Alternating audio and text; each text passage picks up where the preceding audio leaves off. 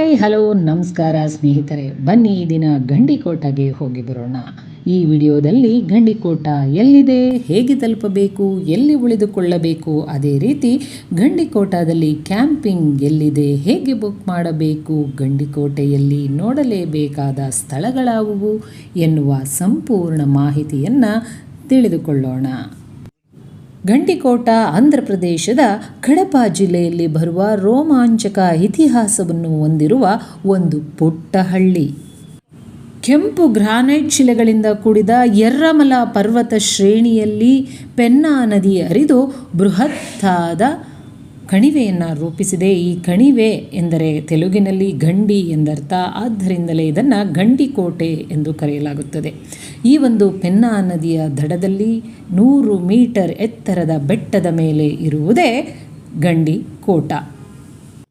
ಈಗ ಗಂಡಿಕೋಟೆಯನ್ನು ಹೇಗೆ ತಲುಪಬೇಕು ಎನ್ನುವುದನ್ನು ನೋಡೋಣ.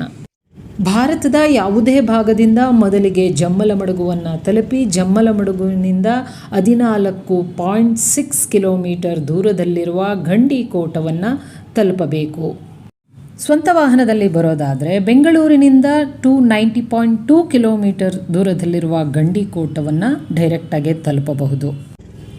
ಬಸ್ಸಲ್ಲಿ ಬರೋದಾದರೆ ಮೊದಲಿಗೆ ಬೆಂಗಳೂರಿನಿಂದ 281.5 ಕಿಲೋಮೀಟರ್ ದೂರದಲ್ಲಿರುವ ಜಮ್ಮಲಮಡುಗುವನ್ನು ತಲುಪಿ ಆನಂತರ ಆಟೋ ಹಿಡಿದು ಗಂಡಿಕೋಟವನ್ನು ತಲುಪಬೇಕಾಗುತ್ತದೆ.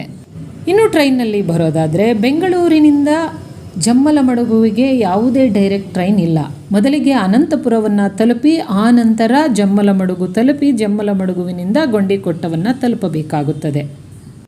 ನಂದ್ಯಾಲ ರೈಲ್ವೆ ಸ್ಟೇಷನ್ ಕೂಡ ಜಮ್ಮಲಮಡುಗುವಿಗೆ 81 ಕಿಲೋಮೀಟರ್ ದೂರದಲ್ಲಿದೆ. ನಂದ್ಯಾಲವನ್ನು ತಲುಪಿ ಅನಂತರ ಜಮ್ಮಲಮಡುಗುವನ್ನು ಕೂಡ ತಲುಪಬಹುದು. ನಾವು ಅಹೋಬಿಲಂಗೆ ಬಂದಿದ್ವಿ. ಅಹೋಬಿಲಮಿಂದ ಯಾಗಂಟಿಗೆ ಹೋಗಿ ಯಾಗಂಟಿಯಿಂದ ಗಂಡಿಕೋಟದ ಕಡೆ ಹೊರಟಿದ್ದೇವೆ. ಅಹೋಬಿಲ ಅಥವಾ ಯಾಗಂಟಿಯಿಂದ ಬಸ್ಸಲ್ಲಿ ಗಂಡಿಕೋಟ ಹೋಗೋದಾದರೆ ಮೊದಲಿಗೆ ಆಲಗಡ್ಡವನ್ನು ತಲುಪಿ ಆಲಗಡ್ಡದಿಂದ ಜಮ್ಮಲಮಡುಗು ತಲುಪಿ ಜಮ್ಮಲಮಡುಗುವಿನಿಂದ ಗಂಡಿಕೋಟವನ್ನು ತಲುಪಬೇಕಾಗುತ್ತದೆ. ಅಹೋಬಿಲದಿಂದ ಜಮ್ಮಲಮಡುಗು 66.1 ಕಿಲೋಮೀಟರ್ ದೂರದಲ್ಲಿದೆ. ಹಾಗೆ ಅಹೋಬಿಲಮಿಂದ ಸ್ವಂತ ವೆಹಿಕಲ್ ಅಥವಾ ಆಟೋದಲ್ಲಿ ಡೈರೆಕ್ಟಾಗಿ ಗಂಡಿಕೋಟ ತಲುಪೋದಾದರೆ 80.3 ಕಿಲೋಮೀಟರ್ ದೂರದಲ್ಲಿದೆ. ಜಮ್ಮಲಮಡುಗುವಿನಿಂದ ಗಂಡಿಕೋಟಗೆ ಯಾವುದೇ ಬಸ್ ವ್ಯವಸ್ಥೆ ಇಲ್ಲ. ಇದ್ದರೂ ಒಂದೇ ಒಂದು ಬಸ್ ಇದೆಯಂತೆ ಮಾರ್ನಿಂಗಲ್ಲಿ, ಅದು ಕೂಡ ಸ್ಕೂಲ್ ಮಕ್ಕಳಿಗಾಗಿ ಮಾತ್ರ. ರಜಾ ದಿನಗಳಲ್ಲಿ ಆ ಬಸ್ ಕೂಡ ಇರೋದಿಲ್ಲ. ಆಟೋವನ್ನೇ ಹಿಡಿದು ಜಮ್ಮಲಮಡುಗುವಿನಿಂದ ಗಂಡಿಕೋಟವನ್ನು ತಲುಪಬೇಕು. ನಿಮ್ಮ ಸ್ವಂತ ವಾಹನದಲ್ಲಿ ಬಂದಿದ್ದರೆ ಡೈರೆಕ್ಟಾಗಿ ಗಂಡಿಕೋಟವನ್ನು ತಲುಪಬಹುದು. ನಾವು ಗಂಡಿಕೋಟ ತಲುಪೋಷ್ಟರಲ್ಲಿ ಸಂಜೆ ಆಗ್ತಿತ್ತು, ಸನ್ಸೆಟ್ ಕೂಡ ಆಗ್ತಿತ್ತು. ಸನ್ಸೆಟ್ ನೋಡಿಕೊಂಡೇ ನಾವು ಗಂಡಿಕೋಟದ ಕಡೆ ಹೊರಟಿದ್ದೇವೆ. ಇದೇ ಗಂಡಿಕೋಟ ಎಂಟ್ರೆನ್ಸ್. ಇಲ್ಲಿ ಗಂಡಿಕೋಟ ಎಂಟ್ರಿ ಆಗೋದಕ್ಕೆ ಒಬ್ಬರಿಗೆ 20 ರೂಪೀಸ್ ಟಿಕೆಟ್ ಇದೆ. 20 ರೂಪೀಸ್ ಟಿಕೆಟ್ ತೊಗೊಂಡೇ ಒಳಗಡೆ ಹೋಗಬೇಕಾಗುತ್ತೆ. ಮತ್ತು ನಾವು ಆಟೋದಲ್ಲಿ ಒಳಗಡೆ ಹೋಗ್ತಿರೋದ್ರಿಂದ ಆಟೋ ಪಾರ್ಕಿಂಗ್ ಚಾರ್ಜ್ ಅಂತ 30 ರೂಪೀಸ್ ತೊಗೊಂಡ್ರು. ಆಟೋ ಬಿಟ್ಟು ಹೊರಟೋಗುತ್ತೆ ಅಂದರೂ ಕೂಡ ಅವರು ಇಲ್ಲ 30 ರೂಪೀಸ್ ಕೊಟ್ಟು ನೀವು ಟಿಕೆಟನ್ನು ತಗೊಳ್ಳೇಬೇಕು ಅಂತ ಹೇಳಿ ಟಿಕೆಟನ್ನು ಕೊಟ್ಟರು. ಮತ್ತು ಗಂಡಿಕೋಟದಲ್ಲಿ ಯಾವುದೇ ಆಟೋ ಸ್ಟ್ಯಾಂಡ್ ಇಲ್ಲ, ಆಟೋಗಳು ಕೂಡ ಇಲ್ಲ. ಎಲ್ಲ ಪ್ಲೇಸಸ್ಗೂ ನಡ್ಕೊಂಡೇ ಹೋಗಬೇಕಾಗತ್ತೆ. ಸ್ವಂತ ವಾಹನದಲ್ಲಿ ಬಂದಿದ್ದರೆ ಅದರಲ್ಲಿ ಎಲ್ಲ ಪ್ಲೇಸ್ಗೆ ವಿಸಿಟ್ ಮಾಡಬಹುದು. ಮತ್ತೆ ಗಂಡಿಕೋಟದಿಂದ ವಾಪಸ್ ಜಮ್ಮಲಮಡುಗಿಗೆ ಹೋಗಬೇಕು ಅಂದರೆ ಯಾವುದೇ ಆಟೋ ಸಿಗೋದಿಲ್ಲ. ನೀವು ಯಾವ ಆಟೋದಲ್ಲಿ ಬಂದಿರ್ತೀರೋ ಅವ್ರ ನಂಬರನ್ನು ತೆಗೆದಿಟ್ಕೊಳ್ಳಿ. ಅವ್ರಿಗೆ ಫೋನ್ ಮಾಡಿದ್ರೆ ಬಂದು ಕರ್ಕೊಂಡು ಹೋಗ್ತಾರೆ. ಜಮ್ಮಲಮಡುಗುವಿನಿಂದ ಗಂಡಿಕೋಟಗೆ ಆಟೋಗೆ 300 ರೂಪೀಸ್ ಚಾರ್ಜ್ ಮಾಡ್ತಾರೆ. ನಾವು ಗಂಡಿಕೋಟವನ್ನು ತಲುಪಿದಾಗ ರಾತ್ರಿ 7 ಗಂಟೆ ಆಗಿತ್ತು. ಶಿವಲಿಂಗಂ ಅಕಮಂಡೇಷನಲ್ಲಿ ರೂಮನ್ನು ವಿಚಾರಿಸಿದಾಗ ಇದೆ ಅಂತ ಹೇಳಿದರು. ಮೊದಲಿಗೆ ನಾವು ಟೆಂಟ್ ಸ್ಟೇ ಇದೆಯಾ ಅಂತ ಕೇಳಿದ್ವಿ. ಹೌದು ಇದೆ ಅಂದರು. ಟೆಂಟ್ ಹಾಕ್ಕೊಡ್ತೀವಿ ಅಂದರು. ಆದರೆ ಬಹಳ ಚಳಿ ಇತ್ತು ಹೊರಗಡೆ, ಆದ್ದರಿಂದ ನಾವು ರೂಮನ್ನೇ ತೊಗೊಂಡ್ವಿ. ನೋಡಿ ಇದೆ ನಾವು ಬುಕ್ ಮಾಡಿದಂತಹ ಶಿವಲಿಂಗಂ ಅಕಮಂಡೇಷನ್ ರೂಮ್. 3 ಜನ ನಾವಿದ್ವಿ. ಪರ್ ಡೇಗೆ AC ರೂಮ್ 1200 ರೂಪೀಸ್ ತೊಗೊಂಡ್ರು. ವೀಕೆಂಡಲ್ಲಾದರೆ ಚಾರ್ಜಸ್ ಜಾಸ್ತಿ ಇರುತ್ತಂತೆ. ಮತ್ತು ಇಲ್ಲಿ ಬಂದರೆ ಆಂಧ್ರ ಪ್ರದೇಶದ ಟೂರಿಸಂ ಹೋಟೆಲ್ ಹರಿತಾ ಜೊತೆಗೆ ಹಲವಾರು ಹೋಟೆಲ್ಗಳು ನಿಮಗೆ ಇಲ್ಲಿ ಸಿಗುತ್ತೆ. ಇಲ್ಲೇ ಬಂದು ಬುಕ್ ಮಾಡ್ಕೊಳ್ಳೋದು ಒಳ್ಳೆಯದು. ಓನ್ ವೆಹಿಕಲ್ಸ್ ಇದ್ದರೆ ಮಾತ್ರ ಹರಿತಾ ಹೋಟೆಲ್ನ ಬುಕ್ ಮಾಡಿಕೊಂಡ್ರೆ ಒಳ್ಳೆಯದು. ಯಾಕಂದರೆ ಅದು ಗಂಡಿಕೋಟೆಯಿಂದ 1/2 ಕಿಲೋಮೀಟರ್ಗಿಂತಲೂ ಹೆಚ್ಚು ದೂರದಲ್ಲಿದೆ. ಮತ್ತು ಇಲ್ಲಿ ಸುತ್ತಮುತ್ತ ತುಂಬ ಹೋಟೆಲ್ಸ್ ಇದೆ. ಇಲ್ಲೇ ಊಟ ತಿಂಡಿ ಮಾಡಬಹುದು, ರೀಸನಬಲ್ ರೇಟ್ ಇದೆ. ಅಥವಾ ನೀವು ಉಳ್ಕೊಂಡಿದ್ದಂತಹ ಹೋಟೆಲ್ನವ್ರಿಗೆ ಹೇಳಿ ಪೇ ಮಾಡಿದ್ರೆ ಅವರು ಕೂಡ ನಿಮಗೆ ಫುಡ್ಡನ್ನು ಪ್ರೊವೈಡ್ ಮಾಡ್ತಾರೆ. ಇನ್ನು ಕ್ಯಾಂಪಿಂಗಲ್ಲಿ ಟೆಂಟ್ ಸ್ಟೇ ಇರುತ್ತೆ. 2 ಥರ ಟೆಂಟ್ ಸ್ಟೇ ಇದೆ, ನಾರ್ಮಲ್ ಟೆಂಟ್ ಸ್ಟೇ ಮತ್ತು ಲಕ್ಸುರಿಯಸ್ ಟೆಂಟ್ ಸ್ಟೇ ಅಂತ. ನಾರ್ಮಲ್ ಟೆಂಟ್ ಸ್ಟೇಗೆ 800ಇಂದ 1000 ರೂಪೀಸ್ ಚಾರ್ಜ್ ಮಾಡ್ತಾರೆ ಪರ್ ಹೆಡ್ ವಿತ್ ಫುಡ್, ಅಂದರೆ ಮಾರ್ನಿಂಗ್ ಬ್ರೇಕ್ಫಾಸ್ಟ್ ಮತ್ತು ನೈಟ್ ಡಿನ್ನರ್.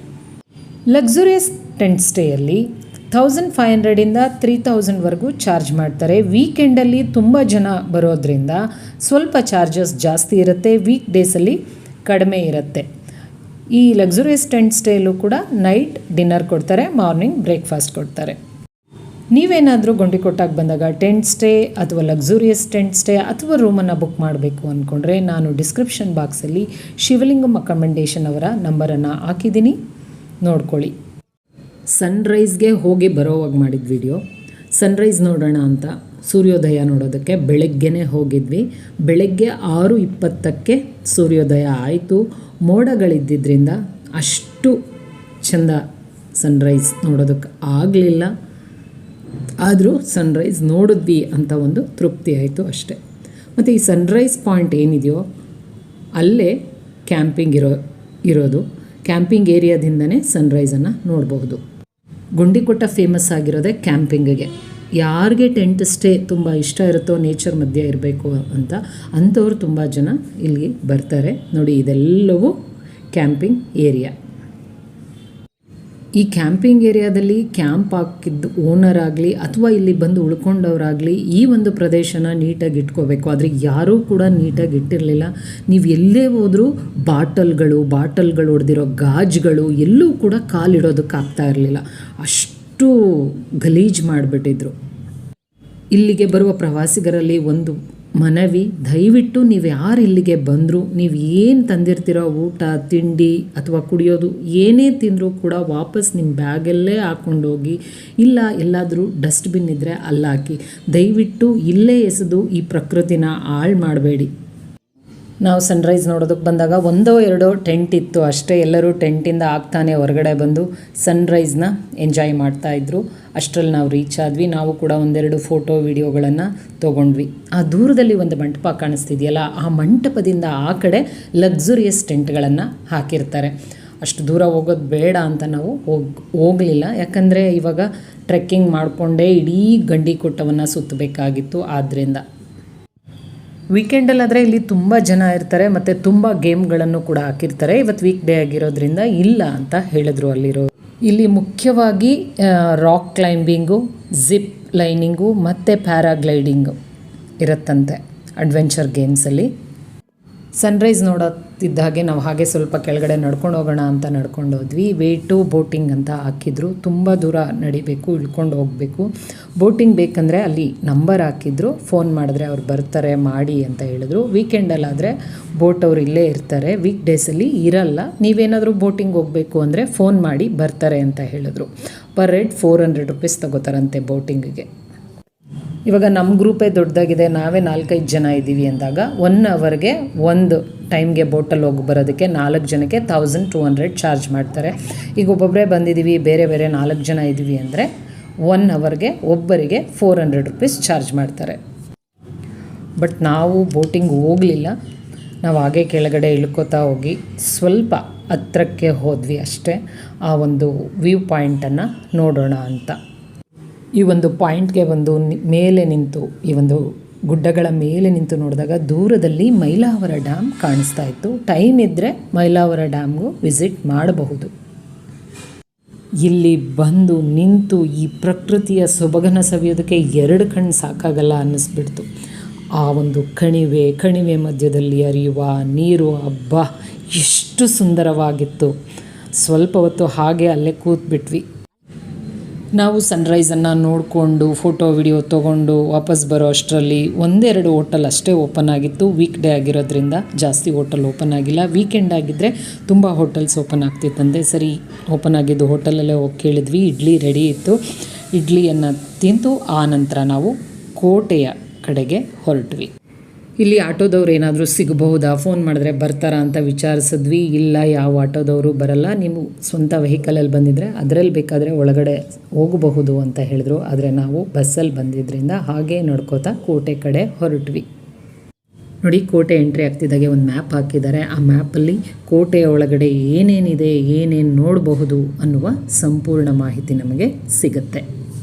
ಈ ಒಂದು ಪ್ರದೇಶ ಬಯಲುಸೀಮೆ ಪ್ರದೇಶವಾದರೂ ಕೂಡ ಸುತ್ತಮುತ್ತ ಬೆಟ್ಟ, ಗುಡ್ಡಗಳು ಮತ್ತು ಹಸಿರಿನಿಂದ ಕೂಡಿದ್ದು ಸುಂದರವಾಗಿ ಕಾಣಿಸುತ್ತೆ. ಹಿಂದೆ ಎಲ್ಲ ನಮ್ಮ ರಾಜ ಮಹಾರಾಜರು ತಮ್ಮ ಒಂದು ಪ್ರದೇಶವನ್ನು ಶತ್ರು ಸೈನ್ಯಗಳಿಂದ ರಕ್ಷಿಸಲು ದೊಡ್ಡದಾದ ಕೋಟೆ ಕೊತ್ತಲಗಳನ್ನು ಕಟ್ತಾ ಇದ್ರು. ಹಾಗೆ ಕಟ್ಟಿರುವಂತಹ ಕೋಟೆಯೇ ಈ ಗಂಡಿಕೋಟೆ. ಕೆಂಪು ಕಲ್ಲಿನಿಂದ ನಿರ್ಮಾಣವಾಗಿರುವ ಈ ಕೋಟೆಯನ್ನು ಯಾರು ಕಟ್ಟಿಸಿದರು ಎನ್ನುವ ಬಗ್ಗೆ ಇದುವರೆಗೂ ಯಾವುದೇ ಪುರಾವೆಗಳು ದೊರೆತಿಲ್ಲವಂತೆ. ಆದರೆ ಕೆಲವು ಇತಿಹಾಸಕಾರರ ಪ್ರಕಾರ ಕ್ರಿಸ್ತಶಕ 123ರಲ್ಲಿ ಕರ್ನಾಟಕದ ಕಲ್ಯಾಣಿ ಚಾಲುಕ್ಯ ರಾಜ ಸೋಮೇಶ್ವರರ ಸಾಮಂತರಾಗಿದ್ದ ಕಾಕರಾಜ ಮಣ್ಣಿನಿಂದ ಈ ಸ್ಥಳದಲ್ಲಿ ಕೋಟೆಯನ್ನು ನಿರ್ಮಾಣ ಮಾಡಿಸಿದ್ದರಂತೆ. ಅನಂತರದಲ್ಲಿ ವಿಜಯನಗರದ ಸಾಮಂತರಾದ ಪೆಮ್ಮಸಾನಿ ಮತ್ತು ರಾಮಲಿಂಗ ನಾಯಕರು ಮಣ್ಣಿನ ಕೋಟೆಯನ್ನು ಕೆಡವಿಸಿ ಸುಭದ್ರವಾದ ಕಲ್ಲಿನ ಕೋಟೆಗೆ ಅಡಿಪಾಯ ಹಾಕಿದರು ಎಂದು ಹೇಳಲಾಗುತ್ತೆ. 16ನೆಯ ಶತಮಾನದಲ್ಲಿ ಪೆಮ್ಮಸಾನಿ ನಾಯಕರಾದ ತಿಮ್ಮನಾಯಕ ಮತ್ತು ರಾಮಲಿಂಗ ನಾಯಕರು ವಿಜಯನಗರ ರಾಜರ ಸಾಮಂತರಾಗಿ ಆಳ್ವಿಕೆಯನ್ನು ಇಲ್ಲಿ ನಡೆಸಿದ್ದರಂತೆ. ಈ ಕೋಟೆಯ ಒಳಗಡೆ ಬರ್ತಾ ಇದ್ದರೆ ನನಗೆ ರಾಜಸ್ಥಾನದ ಜೈಪುರದ ಕೋಟೆಯನ್ನು ಪ್ರವೇಶಿಸುತ್ತಿದ್ದೇನೇನೋ ಎನ್ನುವ ಅನುಭವವಾಯಿತು. ದಟ್ಟವಾದ ಅಡವಿಯ ಮಧ್ಯದಲ್ಲಿ ಎಷ್ಟೇ ಶಕ್ತಿಶಾಲಿಯಾದ ಶತ್ರು ಸೈನ್ಯವು ಆಕ್ರಮಣ ಮಾಡಿದರೂ ಕೂಡ ಅದನ್ನು ತಡೆಯುವಂತೆ ಈ ಕೋಟೆಯನ್ನು ನಿರ್ಮಾಣ ಮಾಡಲಾಗಿದೆ. ಸಾಮಾನ್ಯವಾಗಿ ಎಲ್ಲೇ ಕೋಟೆ ಕಟ್ಟಿದ್ದರೂ ಕೂಡ ಅಲ್ಲಿ ಪ್ರವೇಶ ದ್ವಾರದಲ್ಲಿ ಸಾಮಾನ್ಯವಾಗಿ ಹನುಮನ ಗುಡಿ ಇದ್ದೇ ಇರುತ್ತೆ. ಹಾಗೆ ಈ ಗಂಡಿಕೋಟೆಯಲ್ಲೂ ಕೂಡ ಒಳ ಪ್ರವೇಶಿಸುತ್ತಿದ್ದ ಹಾಗೆ ಮೊದಲಿಗೆ ರಾಮಭಂಟನ ಹನುಮಂತನ ದರ್ಶನವನ್ನು ಮಾಡಬಹುದು. ಕ್ರಿಸ್ತಶಕ 1290ರ ಶಾಸನದ ಪ್ರಕಾರ ಅಂಬದೇವ ಎಂಬ ಕಾಯಸ್ಥ ನಾಯಕ ತನ್ನ ರಾಜಧಾನಿಯನ್ನು ವೆಲ್ಲೂರಿನಿಂದ ಗಂಡಿಕೋಟೆಗೆ ಸ್ಥಳಾಂತರಿಸಿದ್ದರಂತೆ. ಗಂಡಿಕೋಟೆ ವಿಜಯನಗರ ಸಾಮ್ರಾಜ್ಯ ಕಾಲದಲ್ಲಿ ಉದಯಗಿರಿ ಪ್ರದೇಶದಲ್ಲಿನ ಒಂದು ಸ್ಥಳಕ್ಕೆ ರಾಜಧಾನಿಯಾಗಿತ್ತಂತೆ. ಈ ಗಂಡಿಕೋಟೆ ಭಾರತದ ದ್ವೀಪಕಲ್ಪಗಳಲ್ಲೇ ಒಂದಾಗಿದ್ದು ಪ್ರಮುಖ ಗಿರಿದುರ್ಗ ಎಂದು ಹೇಳಬಹುದು. ಇದರ ಚರಿತ್ರೆ ಸುಮಾರು 13ನೇ ಶತಮಾನಕ್ಕೆ ಸಾಗುತ್ತದೆ. ಈ ಒಂದು ಕೋಟೆ ಸುಮಾರು 5 ಮೈಲಿ ಉದ್ದದ ಗೋಡೆಯನ್ನು ಹೊಂದಿದ್ದು ಇತಿಹಾಸದ ಪುಟದಲ್ಲಿ ದಾಖಲಾಗಿರುವ ಪ್ರಭಾವಶಾಲಿ ರಾಜರ ನೆಲೆವೀಡಾಗಿತ್ತು. ಕೋಟೆಯ ಒಳಗಡೆ ಪ್ರವೇಶಿಸುತ್ತಿದ್ದ ಹಾಗೆ ಎಡಭಾಗದಲ್ಲಿ ಒಂದು ಪುಟ್ಟ ಸರ್ಕಾರಿ ಶಾಲೆ ಇತ್ತು. ಅದನ್ನು ನೋಡಿ ನಾವು ಎದುರುಕೊಂಡಿದ್ದು ಪುಟ್ಟ ಚಾರ್ಮಿನಾರನ್ನು. ಇದನ್ನು ಗಂಡಿಕೋಟೆ ಚಾರ್ಮಿನಾರ್ ಅಂತ ಕರೀತಾರೆ. ಪಾರಿವಾಳಗಳಿಗೆ ನೆಲೆಯಾಗಿರುವ ಈ ಚಾರ್ಮಿನಾರ್ ಚಿಕ್ಕದಾಗಿದ್ದರೂ ಚೊಕ್ಕವಾಗಿ ತುಂಬಾ ಸೊಗಸಾಗಿ ಕಾಣ್ತಾ ಇತ್ತು. ಈಗಲೂ ಸಹ ಇಲ್ಲಿ ಜನರು ವಾಸ ಮಾಡ್ತಾ ಇದ್ದಾರೆ. ಈ ಒಂದು ಪ್ರದೇಶವನ್ನು ನೋಡಿದಾಗ ಯಾವುದೋ ಒಂದು ಮೂವಿ ನೋಡ್ತಾ ಇದ್ದೀವೇನೋ ಅನ್ನಿಸ್ತು. ಕೆಲವೊಂದು ಮೂವಿಗಳಲ್ಲಿರುತ್ತಲ್ಲ, ಕೋಟೆ ಒಳಗಡೆ ತುಂಬ ಜನ ವಾಸ ಮಾಡ್ತಾ ಇರ್ತಾರೆ ಅನ್ನೋ ಥರ. ಎದುರುಗಡೆ ಒಂದು ಬೋರ್ಡ್ ಹಾಕಿದ್ದಾರೆ. ಇಲ್ಲಿ ಯಾವ್ಯಾವ ಪ್ಲೇಸ್ ಇದೆ ನೋಡೋದಕ್ಕೆ, ಹೇಗೆ ಹೋಗಬೇಕು ಅನ್ನುವ ಮಾಹಿತಿ ಅದರಲ್ಲಿ ಸಿಗುತ್ತೆ. ಚಾರ್ಮಿನಾರ್ ನೋಡಿಕೊಂಡು ಒಳಗಡೆ ಬರ್ತಿದ್ದಾಗೆ ಎಡಭಾಗದಲ್ಲಿ ನಮಗೆ ಮೊದಲಿಗೆ ಸಿಕ್ಕಿತ್ತು ಬಂದಿಖಾನೆ, ಕಾರಾಗೃಹ, ಗಂಡಿಕೋಟ ಜೈಲ್. ಅಂದಿನ ಕಾಲದಲ್ಲಿ ಇಲ್ಲಿ ಸಣ್ಣ ತಪ್ಪಿಗೂ ಕೂಡ ಉಗ್ರ ಶಿಕ್ಷೆಯನ್ನು ನೀಡಲಾಗುತ್ತಿತ್ತಂತೆ. ಕಳ್ಳತನ, ದರೋಡೆ ಮಾಡಿದವರಿಗೆ ಕೈಕಾಲು ಕಡಿಯುವುದು, ಕಣ್ಣು ಕೀಳಿಸುವ ಶಿಕ್ಷೆಗಳನ್ನು ಕೊಡಲಾಗ್ತಾ ಇತ್ತಂತೆ. ಈ ಒಂದು ಬಂದಿಖಾನೆಯಿಂದ ನಿಂತು ನೋಡಿದರೆ ಆ ಒಂದು ಚಾರ್ಮಿನಾರ್ ಮತ್ತು ದೂರದಲ್ಲಿರುವ ಮಾಧವರಾಯ ಸ್ವಾಮಿ ಟೆಂಪಲ್ ಎರಡೂ ಕೂಡ ತುಂಬಾ ಚೆನ್ನಾಗಿ ಕಾಣಿಸ್ತಾ ಇತ್ತು. ನಮ್ಮ ಒಂದು ಪೂರ್ವಜರೇನಿದ್ರು ನಿಜವಾಗ್ಲೂ ಅವರು ಬಹಳನೇ ಬುದ್ಧಿವಂತರು. ನೋಡಿ, ಆ ಕಾಲದಲ್ಲೇ ಅವರು ಈ ಒಂದು ಕಾರಾಗೃಹದಲ್ಲಿ ಅಂಡರ್ ಗ್ರೌಂಡ್ ಕೋಣೆಗಳನ್ನು ಮಾಡಿಸಿದ್ದಾರೆ. ಅದು ಕಲ್ಲು ಮಣ್ಣುಗಳಿಂದಲೇ ಇಷ್ಟು ಸುಭದ್ರವಾದ ಒಂದು ಕಟ್ಟಡವನ್ನು ಕಟ್ಟಿಸಿದ್ದಾರೆ. ಅಳಿದು ಉಳಿದು ನಿಂತಿರುವ ಈ ಒಂದು ಕಟ್ಟಡ, ಕೋಟೆಯ ಒಳಗಡೆ ಶಿಥಿಲವಾಗಿ ನಿಂತಿರುವ ಅನೇಕ ಕಟ್ಟಡಗಳಲ್ಲಿ ಈ ಒಂದು ಬಂದಿಖಾನೆ ಕಟ್ಟಡ ಕೂಡ ಒಂದು. ರಾಜದ್ರೋಹಿಗಳು ಮತ್ತು ಸಣ್ಣ ಪುಟ್ಟ ತಪ್ಪು ಮಾಡಿದವರನ್ನು ಈ ಬಂದಿಖಾನೆಯಲ್ಲಿ ಬಂಧಿಸಿ ಇಡಲಾಗ್ತಾ ಇತ್ತು. ಕೆಲವೊಮ್ಮೆ ರಾಜದ್ರೋಹಿಗಳಿಗೆ ಇಲ್ಲಿ ಸೂಜಿಗಳಿಂದ ಚುಚ್ಚಿ ಚುಚ್ಚಿ ಸಾಯಿಸ್ತಾ ಇದ್ರಂತೆ. ಆದರೆ ಇದು ಇವತ್ತು ಪಾಳು ಬಿದ್ದು ನಿಂತಿದೆ. ಒಳಗಡೆ ಹೋಗೋದಕ್ಕೆ ಆಗ್ತಾ ಇರಲಿಲ್ಲ. ತುಂಬ ಒಂಥರ ಗಬ್ಬು ಸ್ಮೆಲ್ ಬರ್ತಾಯಿತ್ತು. ಆದರೂ ಕೂಡ ಮೂಗನ್ನು ಮುಚ್ಕೊಂಡು ಹೇಗೋ ಒಳಗಡೆ ಹೋದ್ವಿ. ಒಂದು ಬಂದಿಖಾನೆಯ ಒಳಗಿಂದ ನೋಡ್ತಾ ಇದ್ರೆ ನೋಡಿ, ಸುತ್ತ ಹಸಿರು, ಮಧ್ಯದಲ್ಲಿ ದೂರದಲ್ಲಿ ಒಂದು ಮಾಧವರಾಯ ಸ್ವಾಮಿ ದೇವಾಲಯದ ಗೋಪುರ ಕಾಣಿಸ್ತಾ ಇದೆ. ನಿಜಕ್ಕೂ ಈ ಒಂದು ಪ್ರಕೃತಿ ಸೌಂದರ್ಯಕ್ಕೆ ಮನಸೋಲದವರೇ ಇಲ್ಲ. ಬಂದಿಖಾನೆ ನೋಡ್ಕೊಂಡು ಹೊರಗೆ ಬರ್ತಿದ್ದಾಗೆ ಆ ಬಂದಿಖಾನೆ ಮುಂಭಾಗದಲ್ಲಿ ಒಂದು ದೊಡ್ಡ ಕಲ್ಲಿತ್ತು. ಎತ್ತೋದಕ್ಕೆ ಹೋದ್ವಿ, ಖಂಡಿತ ನಮ್ಮ ಕೈಲಿ ಆಗಲಿಲ್ಲ. ಹಾಗೆ ಫೋಟೋ ತೊಗೊಂಡು ಅನಂತರ ನಾವು ಹೊರಟಿದ್ದು ಮಾಧವರಾಯ ಸ್ವಾಮಿ ದೇವಾಲಯದ ಕಡೆಗೆ.